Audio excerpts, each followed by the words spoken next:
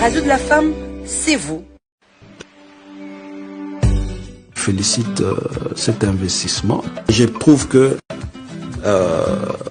sur la place de médias, en termes d'infrastructures, si vous n'êtes pas le premier, en tout cas vous êtes parmi les premiers. D'abord, je tiens à vous remercier. Je félicite l'initiatrice. Je trouve que vous avez fait un effort d'équipement, un effort de conditions de travail. Une radio comme l'autre, à Paris, il y en a 3000. Mais à Kinshasa, pour ta chaîne, merci. Et je salue aussi également à l'honorable La radio de la femme, c'est vous.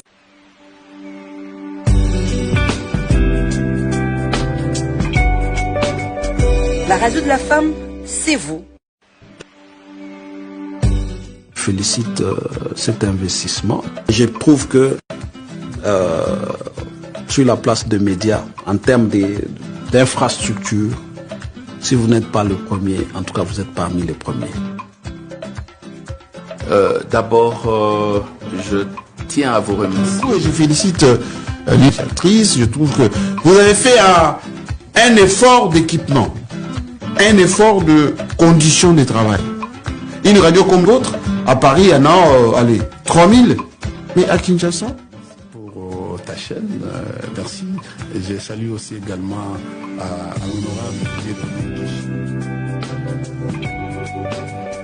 La radio de la femme, c'est vous.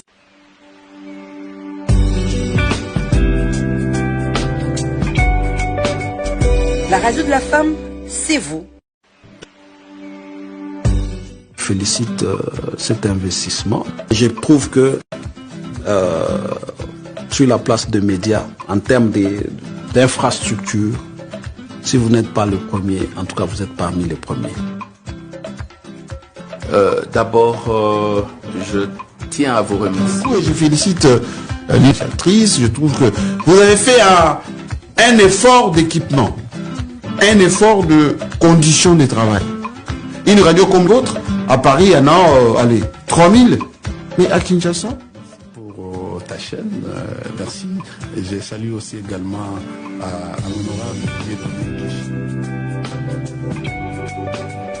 La radio de la femme, c'est vous.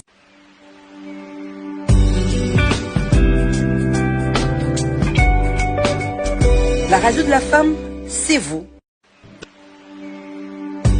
Je félicite cet investissement. J'éprouve que sur la place de médias, en termes d'infrastructures, si vous n'êtes pas le premier, en tout cas vous êtes parmi les premiers. D'abord, je tiens à vous remercier. je félicite l'initiatrice. Je trouve que vous avez fait un effort d'équipement, un effort.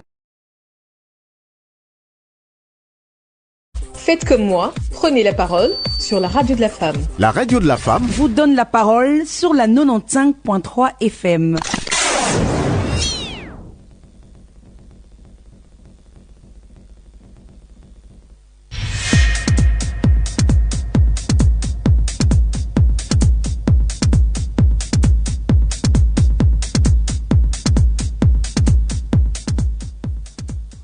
Bonsoir à tous, bienvenue sur la 95.3 MHz, la radio de la femme, votre radio, les dimanches soirs ici à Kinshasa. Et c'est l'heure, le temps de votre émission de sport préférée.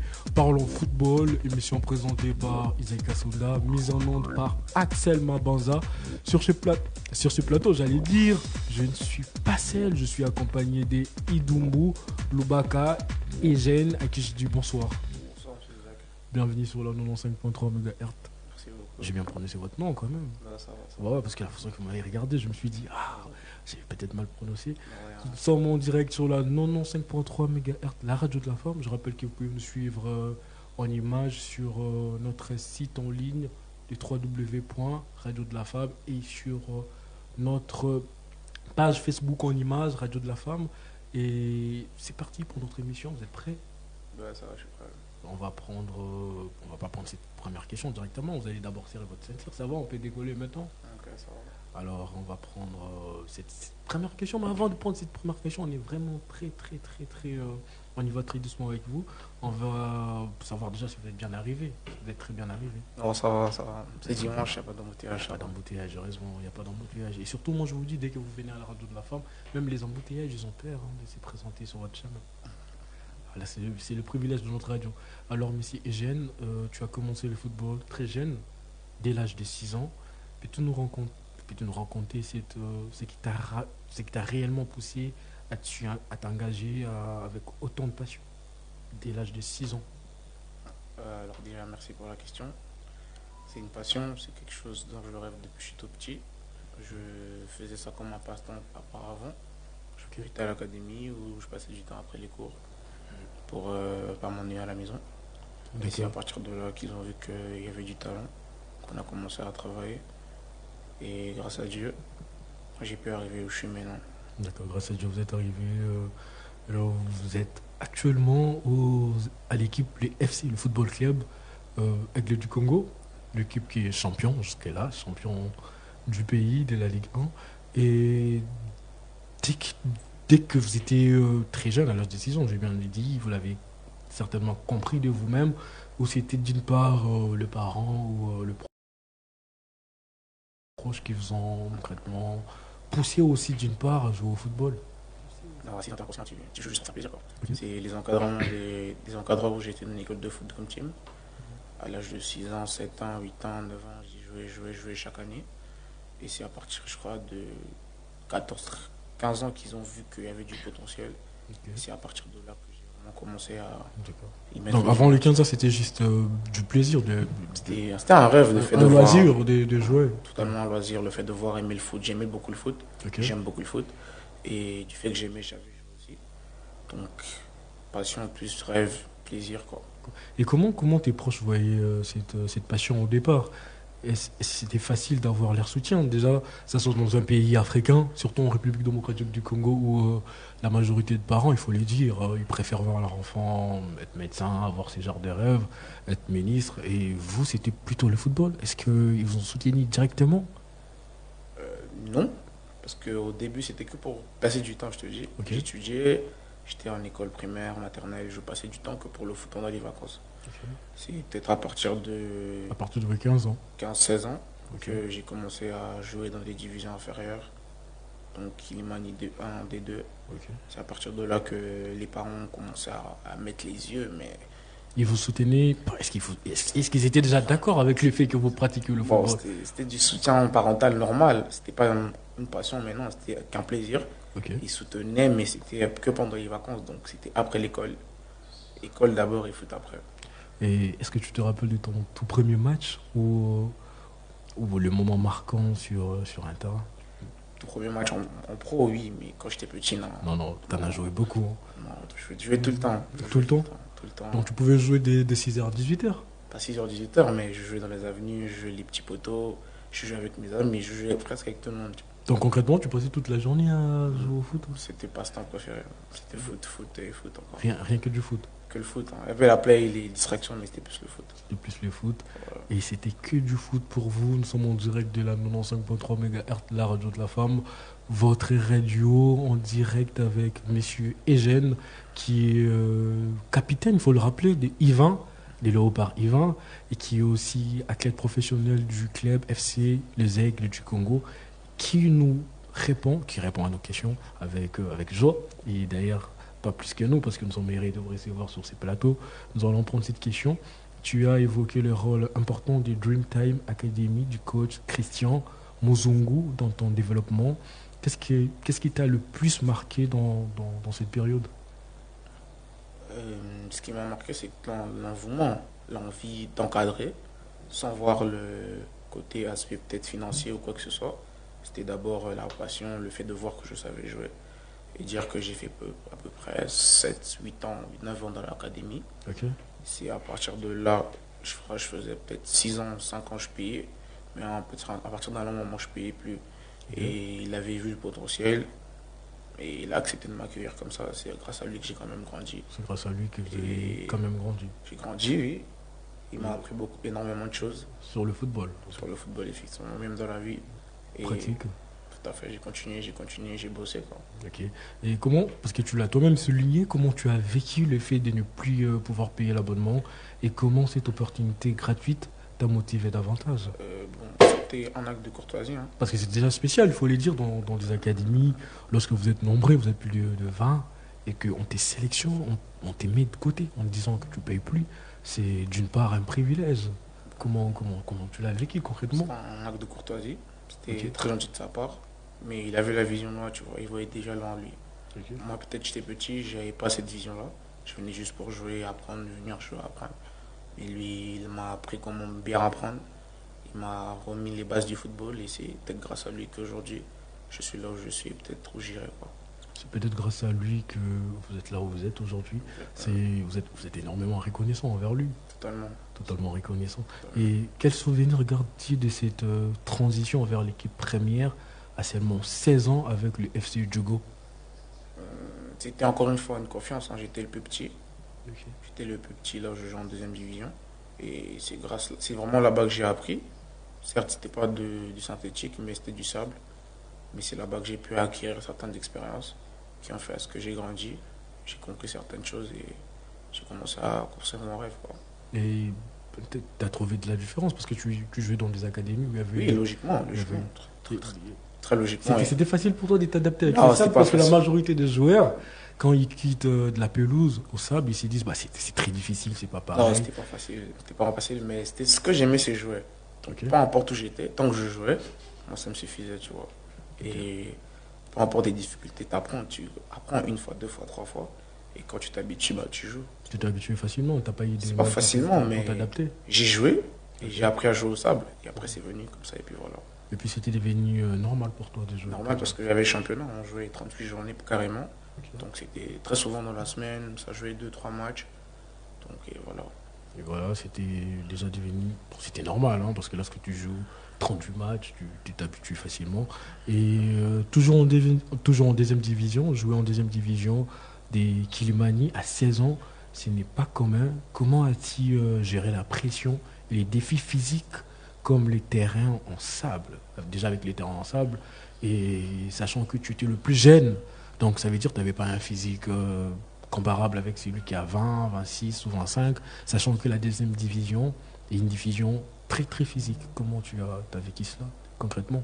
Comme je vous ai dit, j'ai appris à jouer, hein. C'était pas facile au début, mais j'ai appris à jouer sur le sable. Et bon, j'ai l'habitude de jouer contre les grands. Donc partout où j'étais, je croisais plus grand que moi. Et je copiais ce qu'il y avait de bon. Ce qu'il n'y avait pas de bon, je ne regardais pas. Et c'était pas facile au début, mais au bout de 5, 6, 7, 8 matchs... Physiquement, tu te retrouvais ou pas?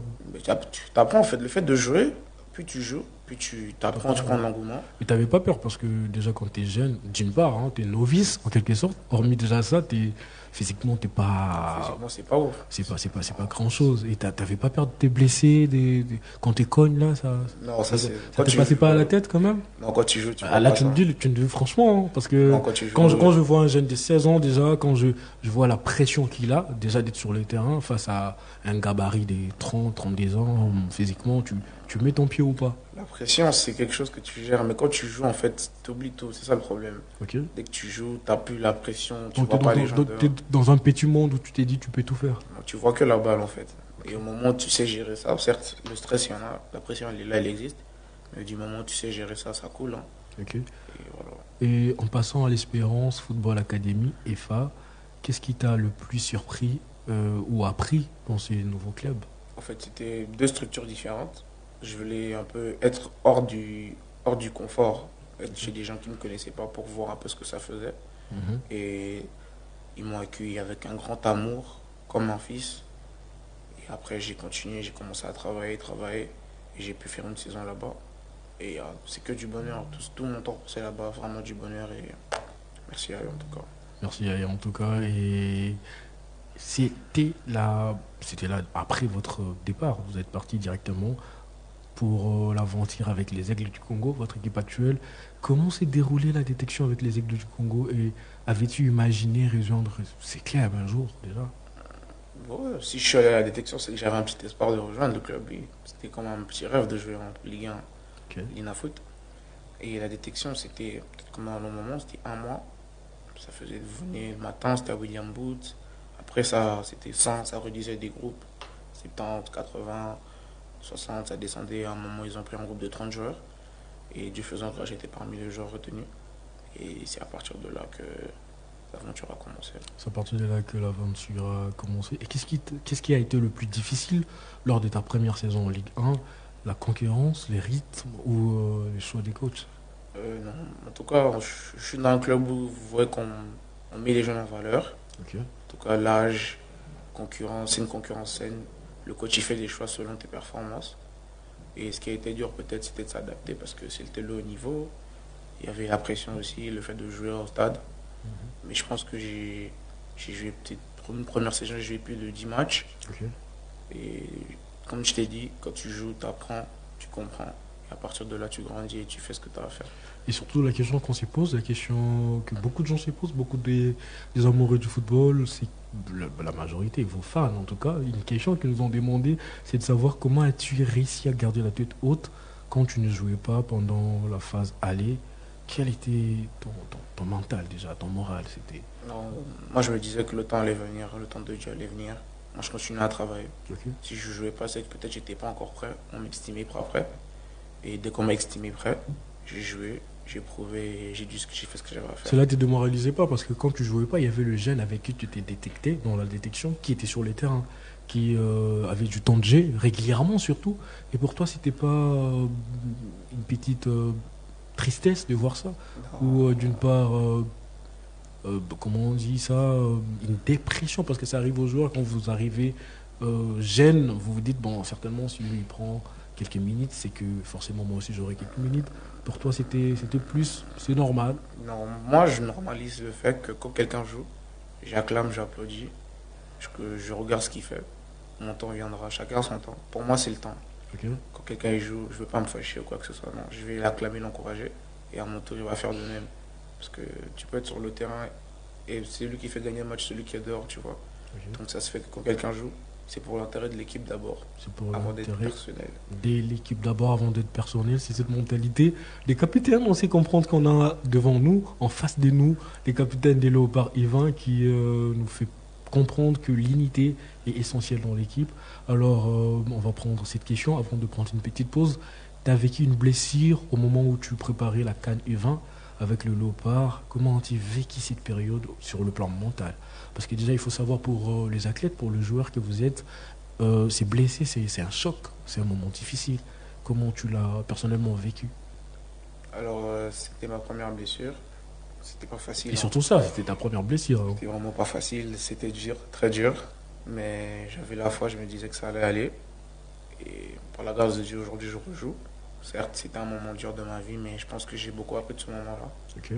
Et voilà. Qu'est-ce que tu as appris concrètement de ce moment-là? J'ai appris qu'il y a des moments où tu es faible et il y a des moments où tu es fort. Mais dans tous les moments, tu rends grâce à Dieu parce que c'est lui qui fait le temps en circonstances. Pendant ta convalescence, j'allais dire, as-tu douté de ton avenir ou tu étais confiant que tu reviendrais plus fort? Non, j'étais confiant que je reviendrais plus fort. J'avais beaucoup d'appui aussi. Okay. Même dans mon club, on m'a beaucoup soutenu.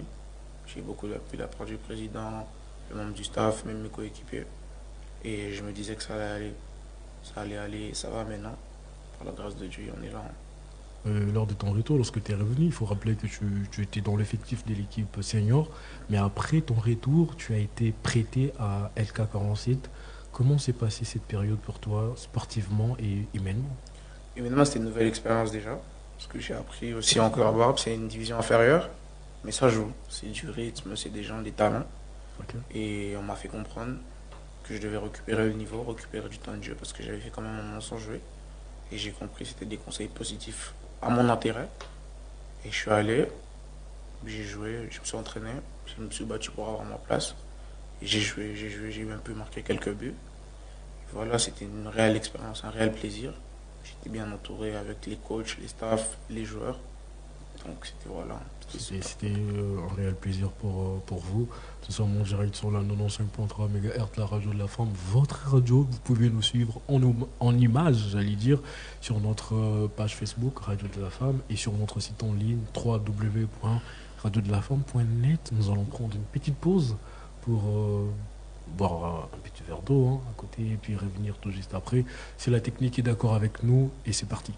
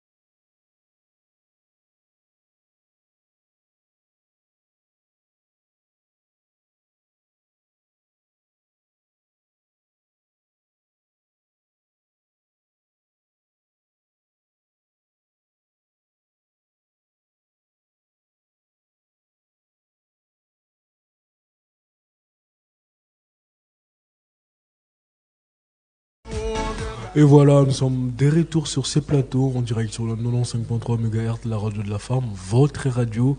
C'est votre émission de sport préférée, Parlons Football, en direct ici à Kinshasa avec Eugène, capitaine du Léopard Yvain et joueur au FC Aigle du Congo avec qui nous avons le plaisir de partager ces plateaux. Il répond aux questions. Pour vous qui venez de nous rejoindre, nous sommes là pendant un bon moment et nous allons continuer avec la série des questions. Vous êtes avec nous, monsieur Eugène, ça va? Ça va et vous? Ça va très très très très bien en tout cas. C'est réparti pour un moment. Tu dois avoir marqué tes premiers buts en pro avec les LK47. Qu'as-tu ressenti à ce moment-là concrètement? Parce que t'es pas un attaquant. Hein. Non, je suis pas attaquant. Marquer pour toi c'est quelque chose de spécial d'une part. D'un côté c'était bien parce que c'était le premier but que je marquais depuis que je jouais, depuis ma blessure. Ok. Et c'était un moment émouvant encore. C'était le but de Money Time. Ça faisait du bien. Je n'ai pas l'habitude de marquer. Et je m'habituais aussi à essayer de me rencontrer dans certaines situations pour essayer de mettre des buts. Quoi. Ça t'avait donné encore plus envie de marquer parce que tu t'es pas arrêté. Là, t'as rajouté quelques billes après. J'avoue, ça donne envie de marquer. Mais je fais d'abord mon boulot. Et si je peux marquer aussi, ben, je le fais aussi. Si vous pouvez marquer aussi, vous le ferez. Tu as ensuite été capitaine de Yvain pour la CAN. Comment as-tu réussi cette responsabilité déjà? Parce que vous êtes, pour certains, pour la majorité, j'ai même envie de dire, c'était pour une première fois que vous jouez dans une même équipe. Comment on a pu facilement, je pourrais dire ça, te désigner toi comme capitaine? Non, facilement, je ne pense pas. Mais c'était les choix des coachs qui ont supposé que je pouvais remplir cette tâche. Mais comme je dis toujours, être capitaine, c'est d'abord être un joueur.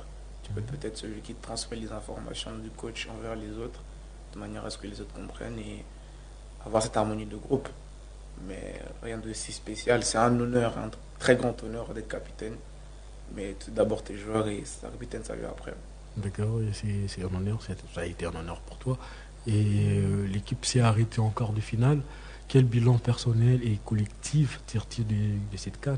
Non, c'était une très très très grande expérience. Super, parce que ça fait peut-être 2 ans que le coach avait ce groupe, qu'on avait cette famille-là.